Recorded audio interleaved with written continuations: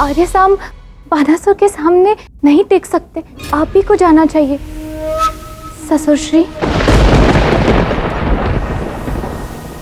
हाँ पिताश्री, केवल आपका सुदर्शन ही उसका सामना कर सकता है। हाँ खान, ये सत्य है। बाणासुर की शक्ति हम सभी ने देखी।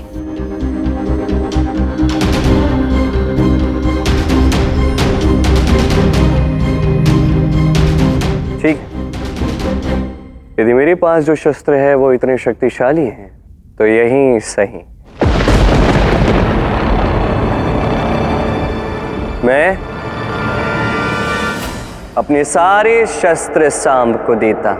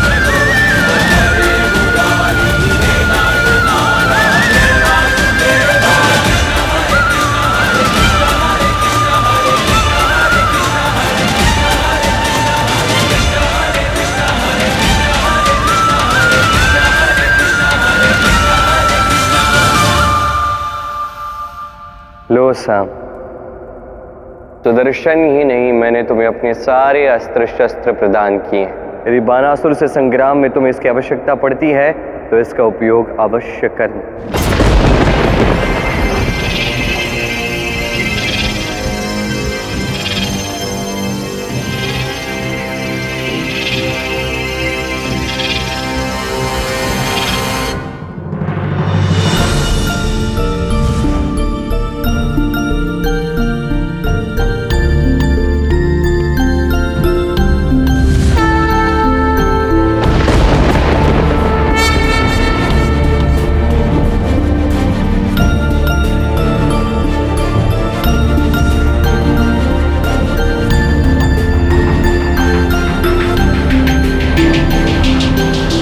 तुम बहुत ही भाग्यशाली हो सांब, जो स्वयं कान्हा के सभी अस्त्र तुम्हें प्राप्त हुए। अब इन अस्त्रों का सदुपयोग कर द्वारका का मान बढ़ाओ पुत्र। जाओ पुत्र।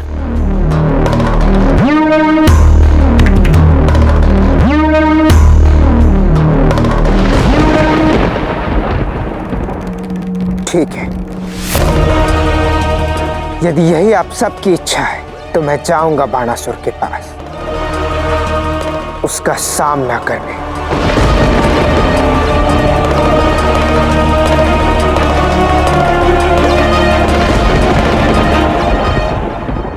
जाओ पुत्र, मुझे आशा है कि तुम जो उचित है वही करोगे।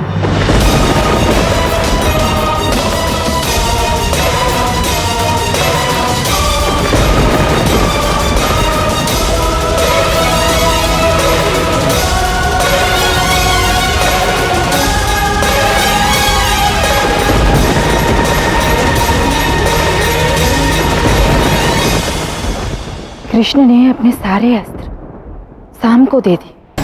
अब साम जब बाणासुर से मिलेगा तो दोनों में युद्ध ही होगा और तब आपको बाणासुर की रक्षा के लिए जाना होगा। महादेव, क्या ये उसी युद्ध के आरंभ का समय है जिसके विषय में आपने मुझे बताया था? हाँ गौरी, ये वही समय है जिसकी चर्चा मैंने तुमसे की थी। श्री कृष्ण और महादेव के युद्ध की कल्पना मात्र से समस्त ब्रह्मांड भयभीत है, सूखे पत्ते की भांति कांप रहा है। अब केवल राधा के प्रेम में ही वो शक्ति है जो इस युद्ध को रोक सके, अन्यथा प्रलय अवश्यम भावी है।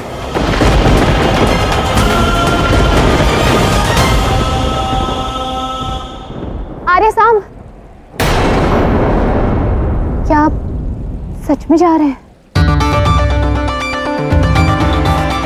मेरे पास कोई और मार्ग ही नहीं है। अब समझ आया, अब समझ आया कि कृष्ण ने महाभारत कैसे जीती।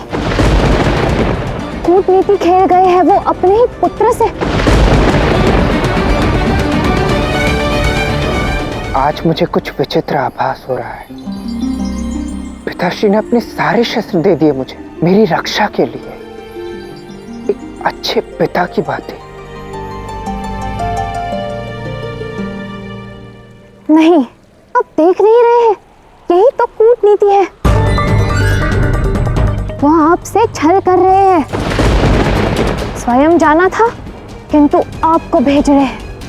छली तो है पिताश्री। हमारा लक्ष्य कृष्ण का नाश है, ये भूलना नहीं कि आप मुझे यहां इसीलिए लाए हैं।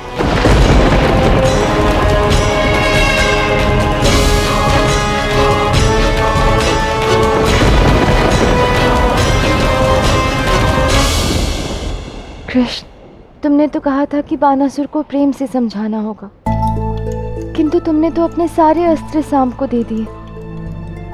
तो ये युद्ध तो होकर ही रहेगा ना? हो सकता है राधा, और यदि आवश्यकता पड़ी तो साम को लड़ना भी चाहिए द्वारका के लिए। ये अंतिम अवसर है राधा जहां साम अपना नाम इतिहास में सदा सदा के लिए लिखवा सकता है। मैं आशा यही करता हूं कि आज द्वारका का युवराज गया है, लौटकर मेरा पुत्र आए। ये साम को सुधारने के मेरे कर्म पथ में मेरा अंतिम कदम होगा, और मैं आशा यही करता हूं कि वो मुझे निराश न करे।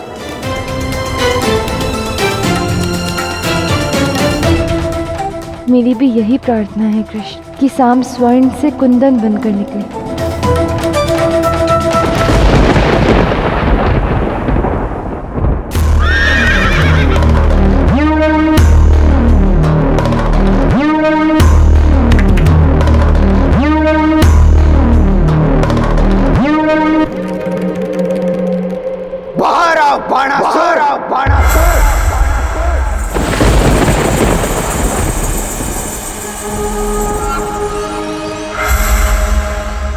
ये इस भांति मुझे कौन पुकार रहा है? या तो मेरे भ्राता प्रद्युम्न और अनिरुद्ध को छोड़ दो, या फिर मेरे समक्ष आओ और मेरा प्रहार सहो। कौन है ये मूर्ख जो मेरे ही द्वार पर आकर मुझे ललकार रहा है? मेरे काकाश्री हैं वो बाणासुर, बचाने आए हैं हमें। और मूर्ख वो नहीं, मूर्ख तुम हो। कदाचित तुम्हें ज्ञात नहीं है, रुद्र है साम काका। महादेव मेरे साथ हैं, मैं किसी रुद्र से नहीं डरता। अब वो भी तुम्हारी तरह यहां बंदी रहकर अपना जीवन काटेगा। बाणासुर, मैं अकेला नहीं हूं। कृष्ण का सुदर्शन और उनके अन्य शस्त्र हैं मेरे साथ, तुम्हारे अंत के लिए। अब कृष्ण का सुदर्शन भी मेरा होगा और उसका पूरा परिवार मेरा बंदी।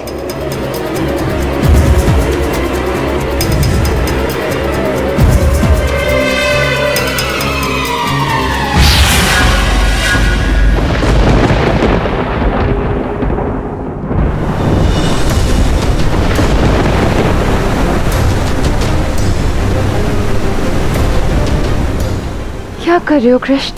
कितनी ऊपर लहरें उठ रही हैं, दूर हटो इनसे। ये लहरें द्वारका के भविष्य पे भी उठ रही हैं राधा। अब द्वारका का भविष्य इस पर निर्भर करता है कि साम क्या करता है। क्या वो अपने लिए मेरा प्रेम समझ पाता है? क्या वो द्वारका की रक्षा कर पाता है?